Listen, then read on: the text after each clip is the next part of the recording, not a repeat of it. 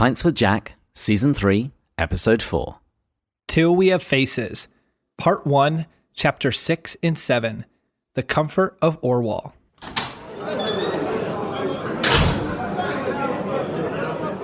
Good morning, and welcome to Pints with Jack, a podcast where two enthusiastic C.S. Lewis amateurs get together, share a beverage, and discuss a work of C.S. Lewis. This season, we're reading Till We Have Faces. My name is David, and I'm joined by Matt, especially excited Bush. You have to give a little context for the listeners that have joined us. Probably in the last 20 episodes, I would say we have not brought that back up. Matt's weird and says especially, like the same way that some people say espresso. And he's always excited about everything. So, And what would be the one other word you would say I use frequently? Let's see if you can get this. Incredibly. Yes. Well done. I gave you no preparation on that, but it just goes to show that I clearly use that word way too much.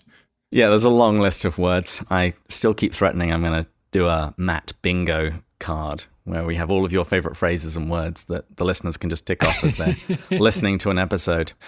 I've never been good at vocabulary. We've learned this. I've made up words on this podcast. I have mixed up words. I've combined words. But not last time. You were right. I was wrong. Oh. Dichotomous is a real word. I did have to send that to David. I looked that up later. So you don't always make up words. Not always. Just often. Just often. You know what they say? Every blind squirrel gets a nut once in a while, and every broken clock is correct twice a day. Mm-hmm. Well, what are you drinking this week? I'm still drinking Macallan 12. Honestly, until I go to the store, I've got enough of this to last us probably another 10 episodes. Okay. It's just so good. So we might drop drink of the week for you since it's the same every week.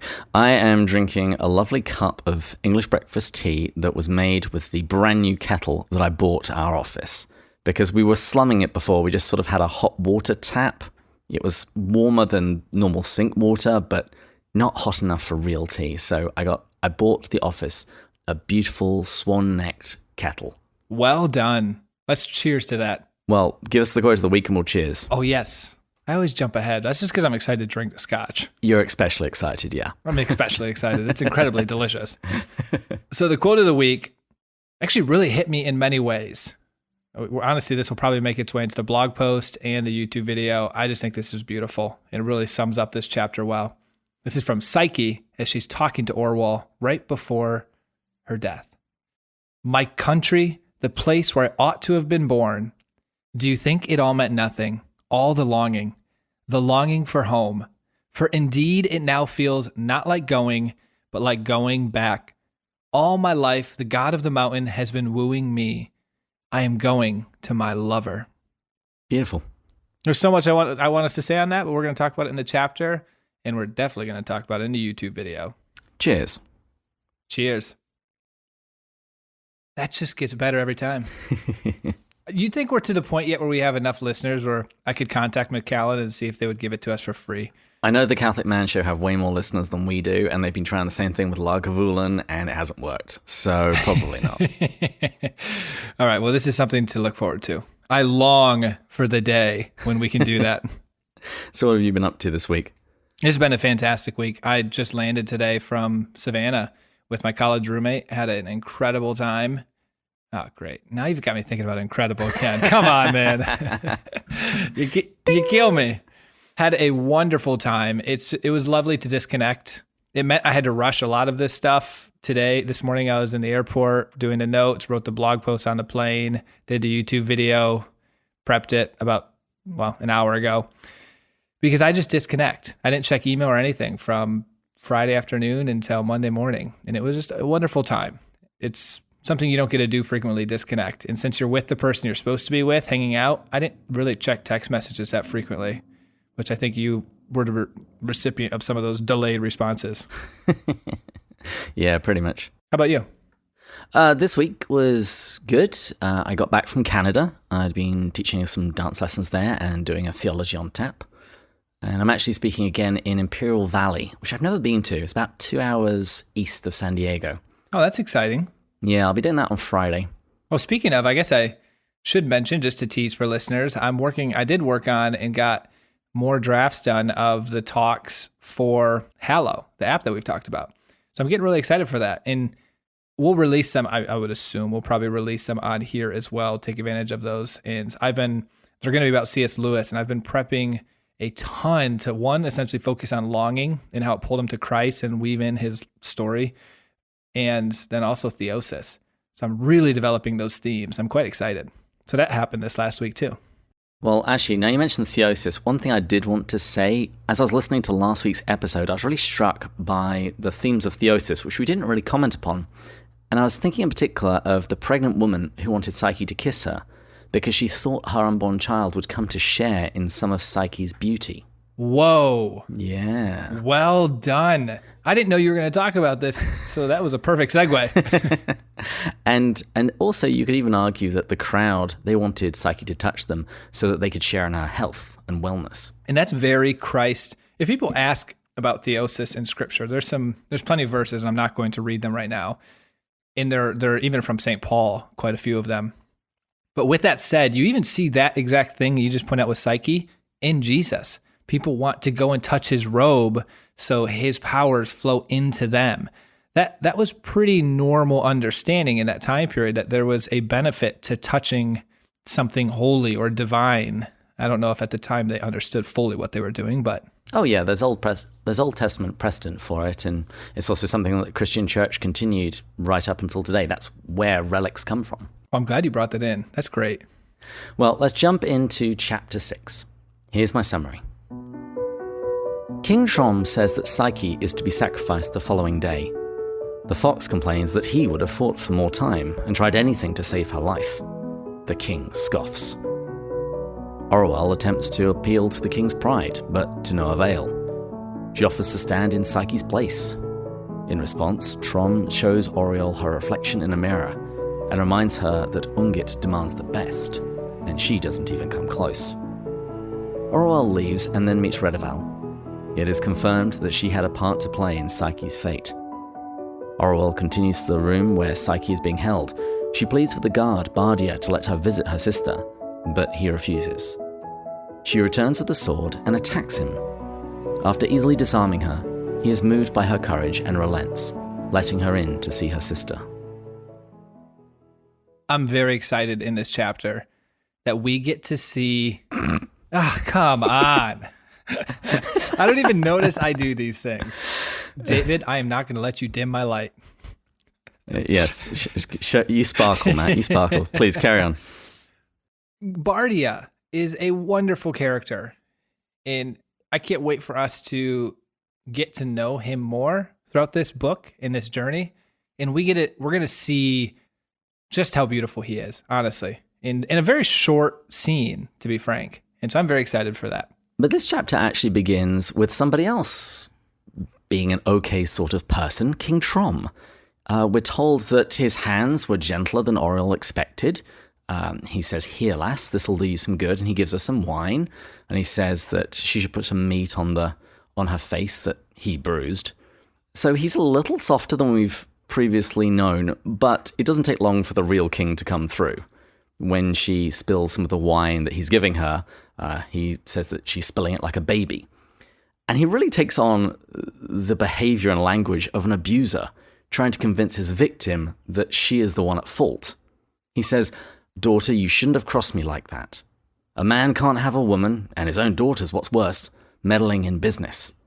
He's trying to justify the beating that he's just given her. I mean, the only thing that comforted me in this is that Orual does seem to see him clearly. You mentioned in the previous episode that somebody that was as terrible as King Trom, you just wouldn't care about him. Well, Orual does seem to recognize what a pathetic man he is. She says that he seemed to me now a very vile, pitiable king. And this will be interesting because a little bit later, as we unpack the conversation between Orual and Psyche, something we'll notice is Psyche is very good at pitying other people, not letting them affect her. And in that example, Orual does not do it very well. I won't go into any more detail, but we'll see that. So here we see example, we kind of see both the good and bad. We see Orual doing a good job pitying someone here and putting themselves in their shoes, seeing that they're broken, and letting it affect her less. But then later, we're actually going to see an example where she's emotional and she can't do that, particularly with Redeval.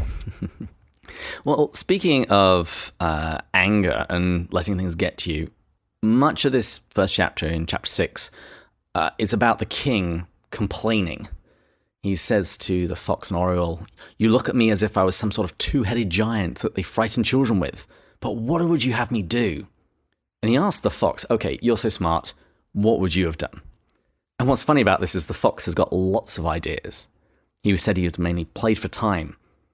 He would have made up that he'd had a dream that said that they should sacrifice her the following month, that she wasn't the right time to become a bride, or she would bribe some men to say that the priest had cheated when he drew the lots. And regardless, he would get help. He would arm the slaves, promising them their freedom, or contacting the neighboring king and offering him pretty much whatever he wanted if he would come in and save his daughter. Notice how he is operating under a very strong assumption. And that's the assumption that the priest is just wrong, that none of this is, there's no benefit to sacrifice. There's not as if this is important for the gods, the reasoning the priest has given. And so he's not even entertaining the idea that maybe a sacrifice does need to be done. It's his rational, naturalistic perspective. This is all wrong, and let me come up with reasonable ways to solve this. And there's another false assumption he's working under. He's assuming that the king cares about his daughter. Because particularly with those final suggestions about giving away his kingdom or giving away parts of his kingdom to a neighboring king in order to save his daughter, the king has a response that is probably my favorite line in this chapter, where he says, "Be a little less free with other men's wealth." There was a lot of zingers here the king had a zinger, but then I thought the fox had a lot of zingers in response to the king here. Oh yeah, after the king has said that the purpose of offering counsel to a king is to help him, keep his kingdom, the fox, he has a really snarky reply, and I'm really kind of surprised that he didn't lose his head for saying this. He says, "Oh, I had forgotten that your own safety was the thing we must work at for all costs." Yes, and I love, right before that, he said, "I ask your pardon." I like how he starts that with that. Oh, it got me. Now, Orual, she tries to convince the king, and I think she's kind of clever with the way that she does it, 'cause she appeals to his sense of pride. She says, "Well, how would it sound if men said that when you're dead that you hid behind a girl to save your own life?" Hoping that he would have some pride, and this would be enough to help him find the motivation to save his daughter. But the king's response is, well, it's actually kind of pretty terrible, because he tells us how he views Psyche, essentially as his property. He says, "No one seems to remember whose girl she is. She's mine, fruit of my body. What did I beget her for if I can't do what I think best with my own?" Jeez. She's just a thing. And it really reminded me of The Great Divorce, the kind of possessiveness we see in the mother ghost. Remember, she was the one that said of her son, "He's mine, do you understand? Mine, mine, mine." King Trom thinks the same thing of Psyche. She is his, therefore he can do what he wants with her. We've mentioned this before, but it's good to remember how all of these characters give us an example of different distorted loves. And we've talked about how Orual's is very distorted and possessive, but it's masked as self-sacrificial, sort of, even though it's selfish. It's masked as a genuine love. I guess that's what I'm trying to say. The king's is just even further on the spectrum. It's a possessiveness with no masking of caring at all about the other person. It's like, I do genuinely possess you. You remember the line in The Great Divorce where MacDonald says that brass is more often confused for gold than lead? Yes. Yes. Orual's love looks more how we would imagine love to be. And actually, the king, he actually can't believe that Orual is trying to save Psyche for love. He says that there's some cunning that he hasn't smelled out yet. And he says, "You're not asking me to believe that any woman, let alone such a fright as you, has much love for a pretty half-sister. It's not in nature, but I'll sift you yet." Another wound. Yes, and it also shows the framework that the king is working under. He can't countenance the idea that this is someone I love and I will therefore do anything to protect her. Instead, he just rationalizes and says, well, it's better that one die for many. And that, to me, had very clear biblical allusions, referring to when they're talking about what to do with Jesus, and Caiaphas says that it's better that one man should die for the people than the whole nation should perish. Wow. I remember, this is just classic Matt remembering things 80%. I was thinking of it from the Christ one dying for many in the pure sense. I didn't remember that this was Caiaphas as well in a negative sense. That would be a much more applicable direct connection. Yeah, because I was thinking of this is a distorted version of what Christ did, because Christ did die for many. He died for all of us, and that was one dying for us all. But it was very different, and that's what I was going to have us expand on a little bit, because in that case it was freely given. In this case it was unfreely taken. But there is actually a freely given sacrifice that is at least offered, because Orual offers herself in Psyche's place. And the king here is, it's just brutal. He takes Orual to the mirror that he's got at the far end of the hall, which is there because it's a really great mirror, and he therefore wants everybody to see that he's got a great mirror. You know, we keep seeing throughout this story that the king does everything so that he'll be noticed. But he takes his daughter in front of this mirror and then says, Ungit asked for the best in the land as her son's bride, and you'd give her that? And even worse, it then says that he held me there for a full minute in silence. Perhaps he thought I would weep or turn my eyes away. That is brutal. Absolutely brutal. I'm like, I was left speechless when I came across that. Seriously, just puts her in the mirror. Do you think someone like this? And this is where it goes back to the question that we're going to ask time and time again, and I think it's an important one for us to eventually answer by the end of this podcast. Is the way Orual becomes her fault? That's something I have still wrestled with after reading this and all of the books. I'm like, yes, okay, I've already seen some scenes where grace has been extended to her, and we'll see that with her conversation with Psyche, and there'll be a bit more throughout this book.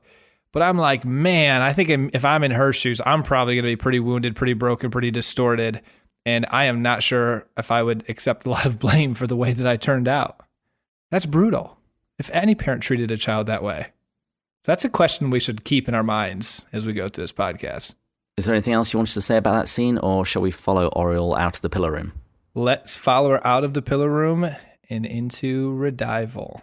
Yeah, so Orual, she says that basically Ungit has invaded. She says that there are temple guards everywhere, there's a smell of incense, sacrifices going on. Ungit is in the house. Raise the roof. And she meets a babbling, tearful Redival. Oh, sister, how dreadful. Oh, poor Psyche. It's only Psyche, isn't it? They're not going to do it to all of us, are they? I never thought. I didn't mean any harm. It wasn't I. Oh. Did you practice that, David? No. That was well done.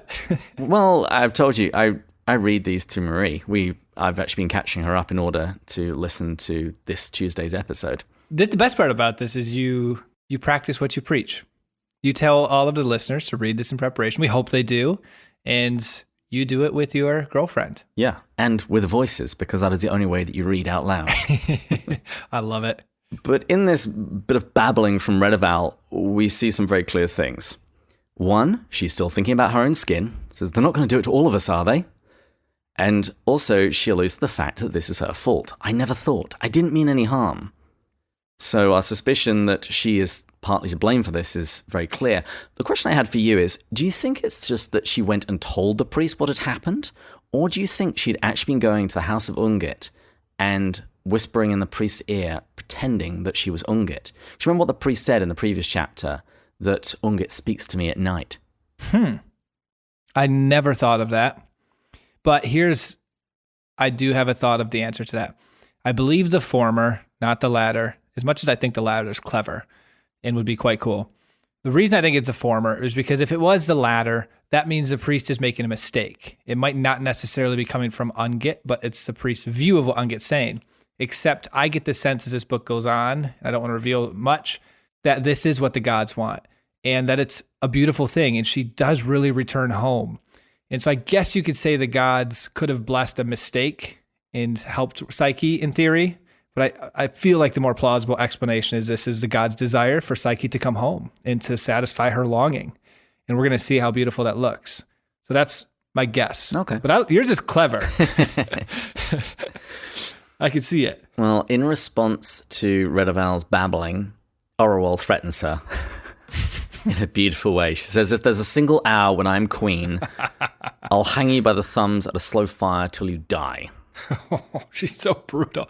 That's her. This is where it would kill her if Psyche was here and said, stop talking like that. You sound like your father. Well, exactly. Her resemblance to King Trome at this point is very clear. And there is a line that I thought was also kind of biting. She said, I'd known Redival's tears ever since I could remember. They were not wholly feigned, nor much dearer than ditch water. Whoa. Yeah. So I think she can see that Redival she's not evil, she's just broken. She is sad for her sister, but at the same time, she's easily moved to tears, and her soul, her interior spirit is very easily distracted by shiny things, be it a brooch or a new boyfriend. What I'd point out here is I've met people like this, and I mean this with the utmost compassion. There are people genuinely suffering from despair, depression, which is usually a form of self-worthlessness. And typically when you meet some of these individuals, because they feel an immense amount of shame or worthlessness, they are very turned within themselves. They have an inability to empathize with another human being. They can't see it from someone else's perspective. Because it's a self-protection mechanism, honestly, defense mechanism, they're only thinking about themselves. And so in states when they're in so much pain and suffering, or at least they believe they are for various reasons, they continue to just focus on that and then try to overcome it, I guess. So there's a few people in my life, obviously I'm not going to name any names, that I was thinking of, and I really sympathize. David Bates, I'm just kidding. So would you say that these people, they've perhaps transitioned from being grumblers to simply a grumble? You know what? I'm glad you brought that up, because I don't think, no, but I think they're a lot closer to that. I think that's a good way of describing what I am trying to describe. They're just very turned within themselves, incurvatus in se, as you would say. Beautiful, beautiful. I know. I had to tease you a little bit there. So for those of you who have just joined us in season 3, here I'm referring to an episode that happens in The Great Divorce, where MacDonald refers to somebody as transitioning from being a grumbler to a grumble. They're basically losing themselves in their complaining, where they're putting their focus. And Matt's mention of incurvatus in se is the Latin phrase meaning of a soul turned in on itself. Yes. And at the end of this, and I'm glad you brought this up, we start to see that Orual fully is confirmed. So we don't actually start to see that Redival did tattle on the gods, and she believes that's why Psyche's being killed. And I thought this was interesting, because my first thought with this was, all right, one, this shows that Orual's analytical framework, she assumes the gods are petty enough to punish for the beauty of another. I think we're going to later see that is not the case. That's something that she's been taught. That's something that she believes. I don't actually believe the gods are that petty. I think we'll see that revealed. But second, she's assuming that the gods wouldn't have noticed if it was not for Redival. That's another assumption I think is not correct. It's assuming that the gods, only because Redival went to them and told them about this, which really belittles them, frankly. Did they actually willing to sacrifice Psyche? But that doesn't fit with what we'll see later. Well, let's get to the next chapter by finishing off the final scene in this chapter, where Orual tries to get into the 5-sided room where Psyche is being kept. Yes. Bardia, the captain of the guards, he is guarding the door, and so she tries to convince him to let her in, and he says that he's sorry, but she's not allowed. And I thought there were some telling phrases in this section. It says, he looked away from me, so he hid his face, and said again, I'm sorry. I turned from him without another word. Though this was the kindest face, again, always excepting the fox, I had seen that day. For the moment I hated him more than my father or the priest or even Redival. I don't know quite what's going on here, but I think faces are being mentioned a bunch. That's because I genuinely believe, well, we're going to unpack this for the next couple minutes, but I genuinely believe Bardia just represents a very simple, dutiful love. He's not the wisest person. He's not the most complex person, but he follows his duty well. Because as we see in the scene, you could argue, hey, look, he's on the king's side. He's guarding the doors against Psyche. He's not allowing Psyche to escape. But he's not thinking that way. He was operating under a framework that this is going to happen one way or the other. but I would rather show Psyche the honor and dignity of being the person outside the door to ensure that at least these last moments are optimal, or someone who cares for her is outside. He just understands that he can't change the course of this. And yet he dutifully and beautifully and simply loves her in a way that is honestly foreign to the fox and is foreign to Orual. And so that's why I think he has the kindest face. Picture these people. There are people in your life that you can picture that just have a simple yet beautiful duty to the Lord and to his will. And they don't know half the stuff you know. They don't know a tenth of the stuff you know in theology, but it's just so beautiful. Although I will say that we typically don't look kindly in history on people who say that they were just following orders. Well, yes, there is a right way and a wrong way. Yes, that's true. Way to ruin that for me, David. You're welcome. You're welcome. It's what I do. Anyway, Orual goes and gets a sword and attacks Bardia. And he disarms her easily, but he praises her bravery. He says, "1,000 pities, lady, you weren't a man." And he says how good that she was and how tough it is for him, given that one sister is so beautiful and the other one is so courageous. And Orual, she laments that he didn't kill her. So it looked like her two options were either I'm going to kill him and get into my sister, or he's going to kill me and put me out of my misery. If that's not the strongest example of her possessive love, she would rather die than be alone without the validation or affirmation or purpose of loving Psyche. Yeah. But I also thought in here there's something that is important. This is the second time that I believe we've seen positive affirmation for Orual. The first time, I wouldn't quite say it's positive affirmation, but when the king says you could be worth something if you know something. And now we're seeing again, she gets affirmed for her abilities. And I only want to highlight that because we've been focusing so much on the negative side. So she's getting cut down. She's ugly. It's distorting her love. She's not worthy. But then she's getting some sense of some worth. And as we see later in this book, and I'm not giving something away because we know in the first chapter, the first paragraph, she becomes queen. We're going to see how she essentially puts her identity in her accomplishments as a queen, in her knowledge, in her ability in battle. And I don't think those are coincidences that we are seeing some of the seeds being planted early on, that this could be how she defines her worth. When you said that, I was reminded of her small comment saying that she had repaved the floor, the one where the servant slips because it was so uneven. She runs a tight ship. I don't even remember that. Nicely done. But anyway, Orual's courage manages to get her in the room. Bardia says, "I'll risk my life," and Ungit's wrath too. And he says, "Quick, in you go. Heaven comfort you both." And then we come into chapter 7. There is so much in here. I don't know how we're going to get through this all in time, but let's go for it. Orual enters the 5-sided room where Psyche is being held, and the two embrace. Rather surprisingly, it is Psyche who comforts Orual, drawing on the stoic lessons of the fox. She speaks about her childhood longing for the mountain and how this will be fulfilled in her upcoming sacrifice. None of this pleases Orual, who wants Psyche to cry and be angry. In the absence of this, she even questions Psyche's love for her. Bardia knocks on the door, and Orual is forced to leave the chamber.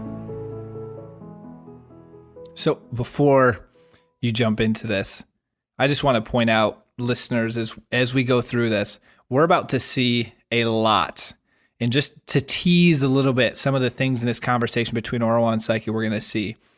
We're going to get to see the genuine love of Psyche as she comforts Orual. We're going to get to see her wisdom. We're going to get to see the possessive love of Orual.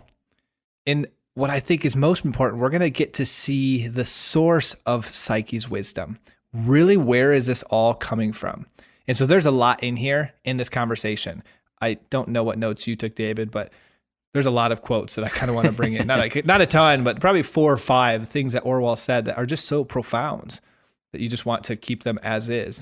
Well, the first thing I was going to ask, Lewis comments that through the voice of Orual, the image of Psyche upon the bed and the lamp burning beside her, and that this was burned into her brain.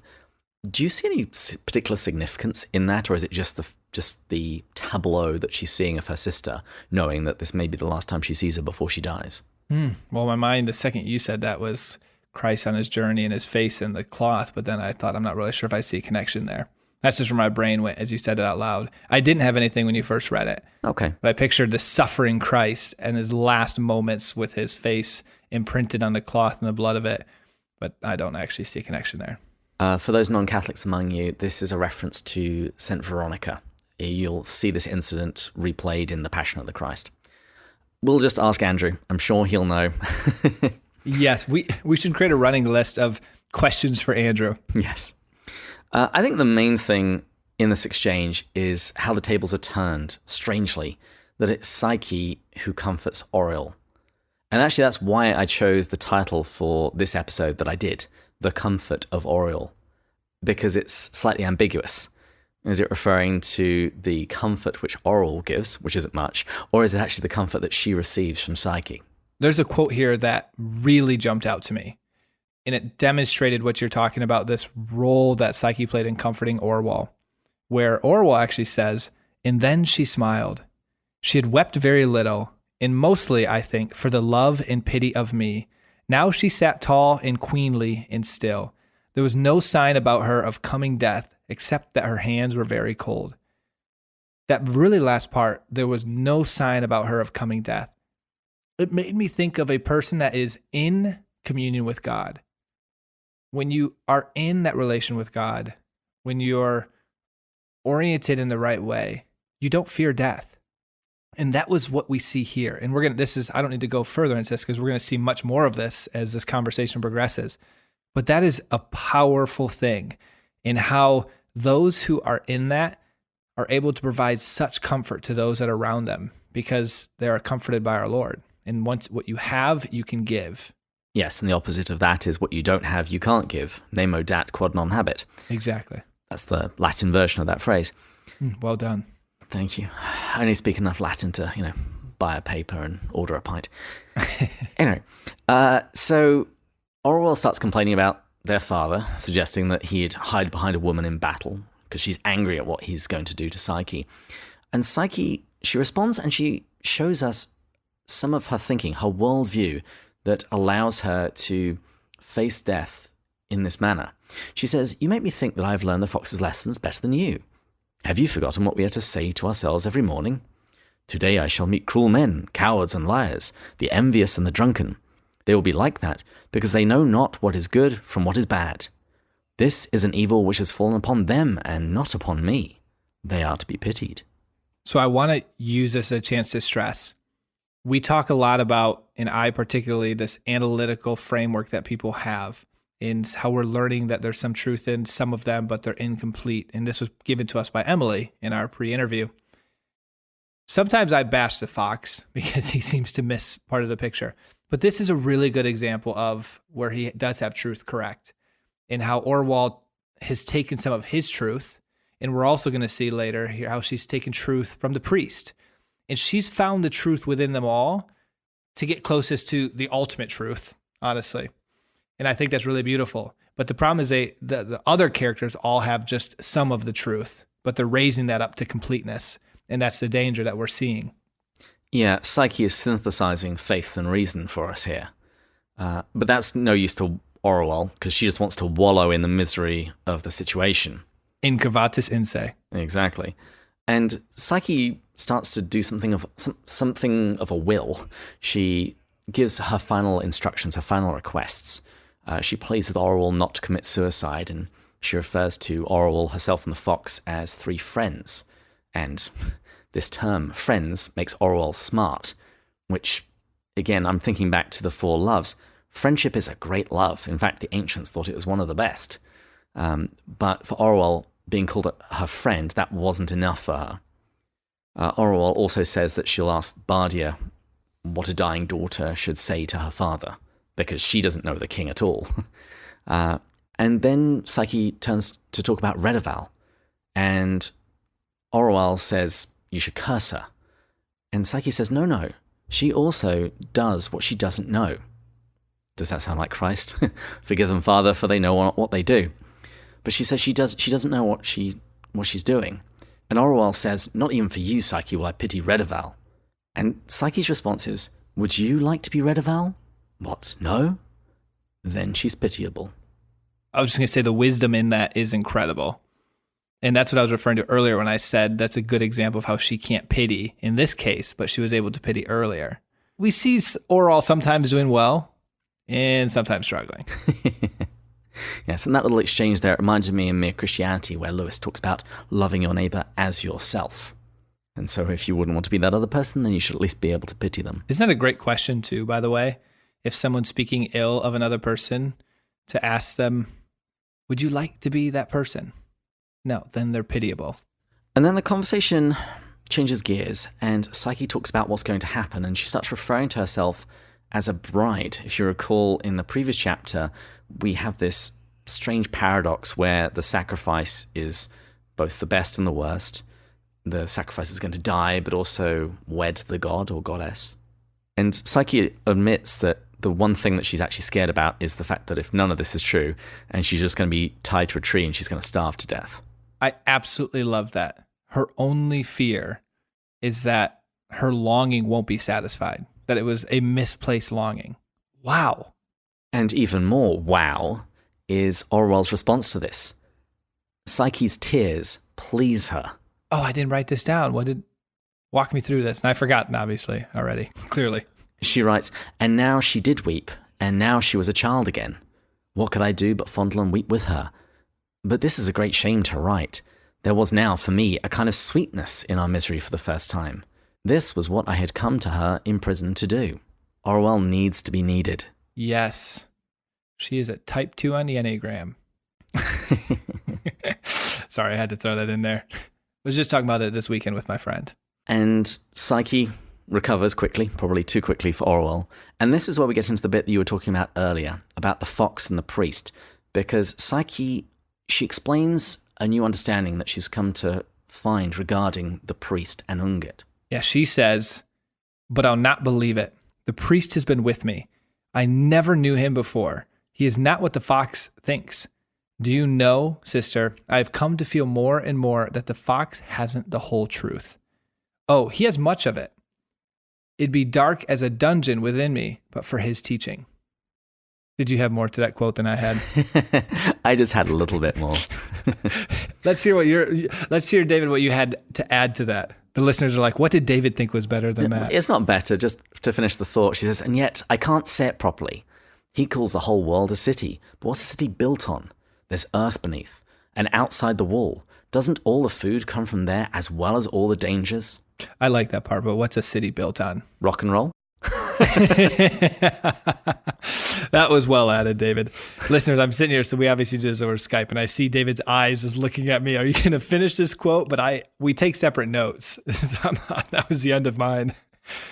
But I did love that. That is exactly what I was talking about earlier, that Psyche does an incredible job, a wonderful job, picking the truth from the different areas, finding out what is right and what is wrong with the different teachings, and she was able to combine it to find closer to the fullness of truth. Yeah, and then they discuss the gods, because we've asked before, are they real? And Orual says that they're real, but they're evil. But Psyche actually offers a third possibility, that they're misunderstood, that there are real gods and they do these things, but they might not be quite what they seem. Well, in right in the scene, actually just slightly before it, this is what I was referring to earlier, where there was a little bit of a grace given to Orual at that moment in time from Psyche.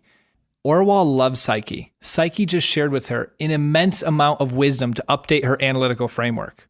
And Orual's response was, of course the fox is wrong. He knows nothing about her. He thought too well of the world. It never entered his mind to believe that the gods are real and viler than the vilest man. Like she didn't hear a single thing Psyche said. Well, also, she just responds angrily. Yes. And so then she got the next chance of what you just read about what Psyche replied to her and saying, yes, but maybe there's something else than what you believe and what the fox believes. And Orual just will have none of it. And also, Psyche's calm demeanor is really starting to irritate Orual at this point. You know, earlier we said that the king was angry. Here we're seeing Orual angry again. And what seems to particularly annoy her is the fact that their parting seems to cost Psyche so little. So she feels like, well, maybe I wasn't special to Psyche at all after all of that.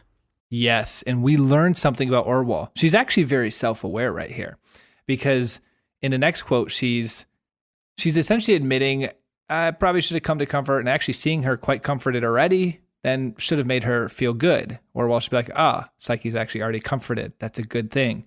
But in reality, she wasn't really coming there to comfort her. She wanted to feel needed.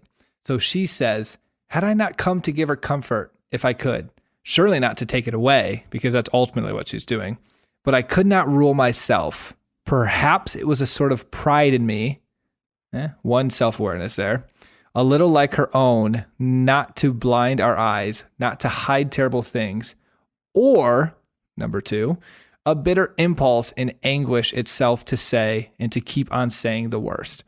So she essentially recognizes that pride and impulsiveness are massively overcoming her in this moment. And that's preventing her from receiving anything that Psyche shares with her from a wisdom perspective, and preventing any ability of her to comfort Psyche. And Psyche has more to say. She's been offering the Fox's stoicism, but she says that there are also some other Greek masters who taught a little bit differently, who taught that death opens a door out from a little dark room. That's all the life we've known before it, into a great, real place where the true sun shines. And Orual just can't help but respond in anger. The fact that Psyche has this hope. Yeah, it's frustrating. And maybe this is a good time to a little bit, but Lewis writes more about this in the Four Loves, where he talks about how in a good state, we've been talking a lot about distorted love, but we've mentioned rightly ordered love through Psyche. But he puts in the Four Loves, the proper aim of giving is to put the recipient in a state where he or she no longer needs our gift. Obviously, Orual's not doing that in the slightest here. And so he talks about how the proper role of affection, which a lot of this chapter is about that particular love in the Four Loves, Storge, mm-hmm. should always work towards making itself unneeded. Again, the opposite of Orual.